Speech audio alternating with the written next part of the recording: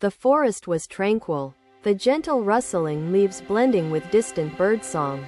The disciples sat silently, awaiting the Buddha's words. Awareness begins in stillness, Buddha said, his voice steady like flowing water. Yet, stillness is not absence. It reveals life's rhythm. Ananda leaned forward, troubled by thoughts of imbalance. Master, our world takes too much and gives too little. What can we do? Buddha folded his hands, his gaze soft. Ananda, have you watched a seed transform into a tree, nourished by its surroundings? Ananda nodded slowly, his mind picturing the cycle of life. Yes, Master, but what if the surroundings are depleted, drained by human greed? Buddha touched the earth with his fingertips. The seed depends on harmony. Without balance, it can neither grow nor sustain. Sariputta joined the conversation, his brow furrowed. Does this mean we must relinquish our desires entirely? Master, is desire the root of imbalance? Buddha raised a lotus flower before the group. Desire, like this flower, can bloom when rooted in wisdom and tempered by moderation. The disciples listened intently, their breaths synchronized with the forest's rhythm. Buddha continued, his words weaving understanding. Human existence is interwoven with nature, Buddha explained. Taking is inevitable, yet giving completes the circle, preventing disconnection and decay. Ananda's curiosity deepened. Master, how do we cultivate giving without expectation? In a world driven by self-interest and accumulation? Buddha gestured to the sky, its vast expanse undisturbed. True giving arises from compassion, the understanding that all beings share life's fragile web. The disciples exchanged glances, pondering their roles in this interconnected existence. But compassion is not enough, Buddha added thoughtfully. It must be coupled with awareness, an awakening to the consequences of our choices, however small they may seem. Ananda whispered, awareness seems elusive, fleeting like morning dew. How do we grasp it and hold it steadfastly? Master? Buddha smiled, his face radiant with another day. Another journey unfolded as the Buddha and his disciples approached the banks of a languishing river. The villagers stood solemnly, their faces etched with worry, watching as the waters diminished into an ailing stream. A farmer stepped forward and bowed deeply before Buddha. Lord, this river once nourished us, but now it falters.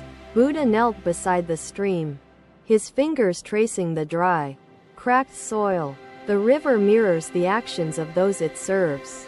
Megha, a young disciple, asked, Master, what wisdom does the river hold for those who seek to restore its life?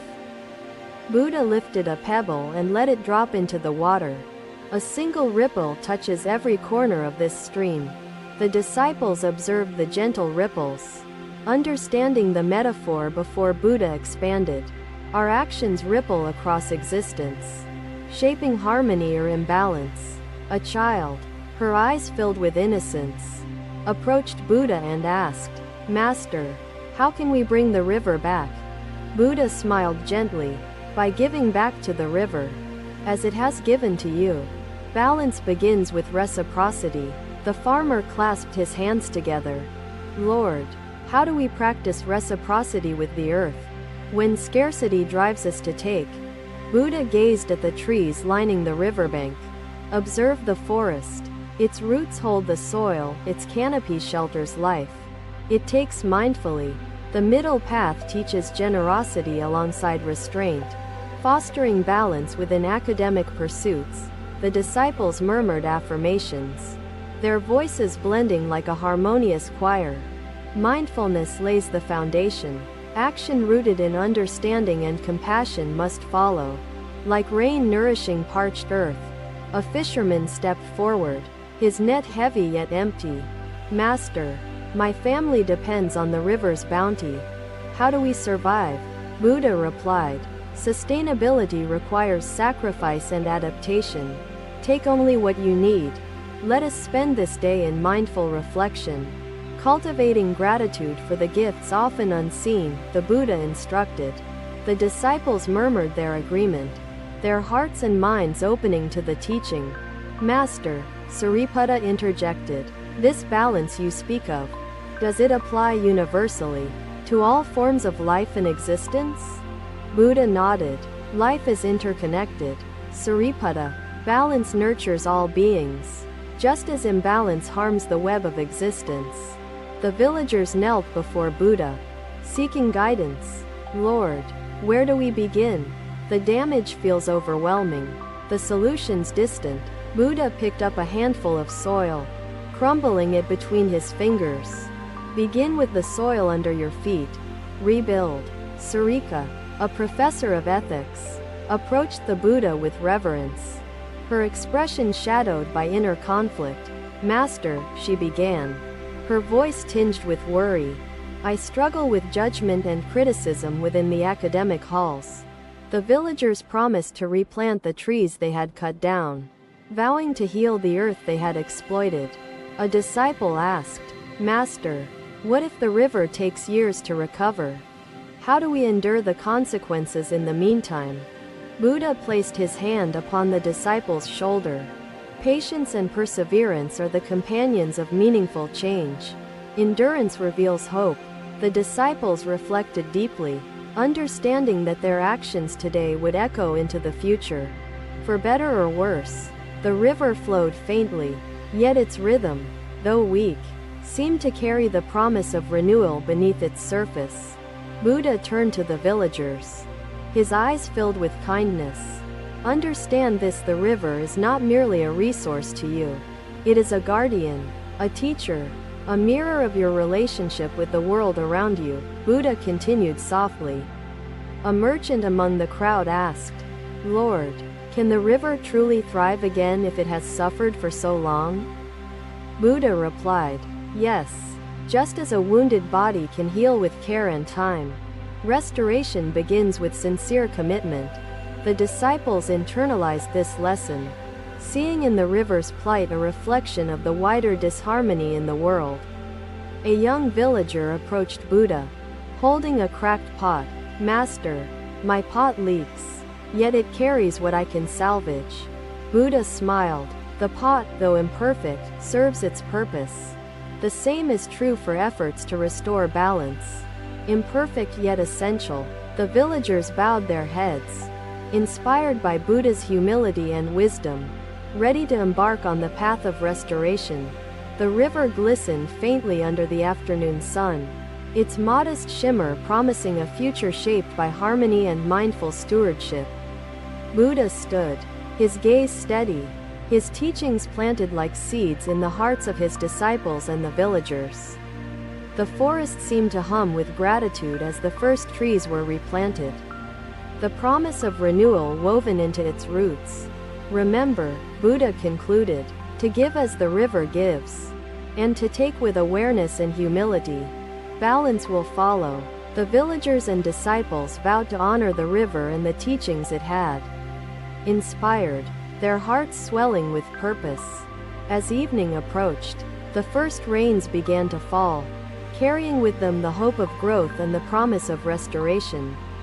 Another day, another lesson took shape as Buddha and his disciples gathered in a bustling marketplace filled with lively commotion. Buddha stood quietly, observing merchants, farmers, and children amidst the vibrant hum of human activity in the crowded space. A merchant approached Buddha, his hands filled with gold. Lord, wealth surrounds us, yet discontent lingers. How can we find peace? Buddha placed a lotus flower into the merchant's palm. The Buddha smiled, his expression radiating quiet approval. Compassion, Sarika, transforms not just others, but your own path toward awakening. Like this flower, life blooms when roots are strong and nourished.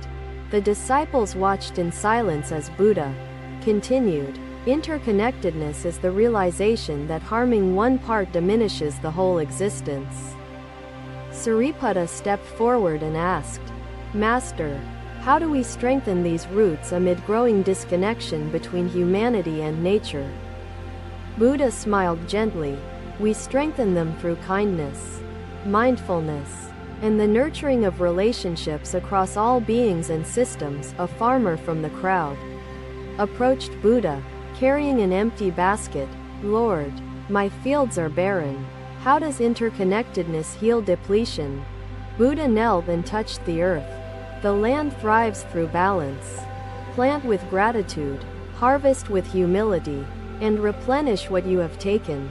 Gratitude grows through expression, for in giving thanks, you nurture both the receiver and your own heart, he added. The sun climbed higher as the disciples dispersed to carry out their assignments, each guided by the Buddha's teachings. As the sun ascended the sky, casting its golden rays upon Rajagaya, the Buddha's disciples reflected on his timeless wisdom. Each carried fragments of his teachings, illuminating their paths with compassion and understanding. Even frayed threads can be mended. Restoration begins with sincerity and mindful action. The twilight bathed the grove in hues of gold and purple, casting long shadows over the seated assembly. A foreign monk named Tenzin approached the Buddha with a question heavy in his heart. With care and effort, anything can be repaired. Restoration is never futile. The child clutched the toy closely, understanding the metaphor woven into Buddha's response. Hope blossomed in her innocent heart. Buddha addressed the crowd, his voice steady yet filled with compassion. Understand this truth: all beings are part of one great whole. When one being suffers, the entire web trembles. Interconnectedness is the essence of coexistence, the foundation of peace, Buddha explained. A merchant questioned, Lord, how do we thrive in a world driven by competition, where interconnectedness is often overlooked? Buddha replied, true thriving comes not from winning over others, but from uplifting and supporting one another in shared prosperity. The disciples listened intently, their hearts drawn to Buddha's message of unity and harmony amidst the complexities of human life. Master, Sariputta asked, how can humanity learn interconnectedness when individualism appears to dominate modern thought and actions? Buddha held up the lotus once more. The flower blooms not by itself, but through sunlight, soil, and water, all parts united.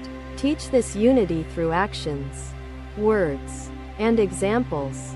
Demonstrate the strength found in connections, not isolation, Buddha concluded firmly.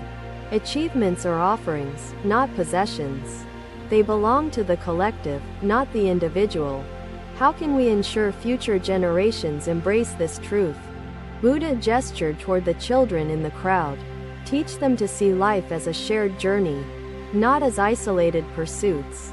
The marketplace hushed as Buddha spoke with unparalleled clarity.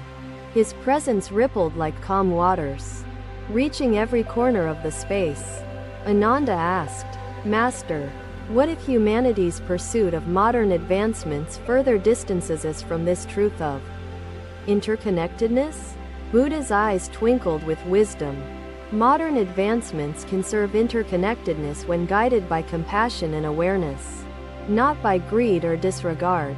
The crowd bowed in gratitude, embracing Buddha's teachings as seeds planted in their hearts, meant to grow into lasting wisdom. Buddha turned to the disciples. Remember this: each act of kindness restores threads, and each moment of mindfulness strengthens roots. The disciples and villagers watched as Buddha walked through the marketplace, sowing teachings like seeds scattered across fertile soil. A merchant offered Buddha a bag of gold in gratitude. Master, I give this to you as a gesture of thanks. Buddha refused, holding up the lotus flower instead. Gold fades, but wisdom blooms eternally. Share this teaching with others. It is priceless. The merchant bowed deeply, inspired to embody interconnectedness in both his life and livelihood, pledging to serve with humility. The grove fell quieter as night descended, the stars gleaming brighter against the darkening sky. The Buddha addressed Tenzin directly. Buddha smiled. The disciples vowed to carry Buddha's teachings into the world, planting seeds of harmony where division and imbalance once grew. The Buddha concluded his teachings, his words wrapping the assembly like a comforting blanket. Balance effort with surrender, action with acceptance, and you shall find peace amid impermanence. Thank you for watching. Buddha's teachings are always with you. Subscribe to our channel and we will see you in the next video.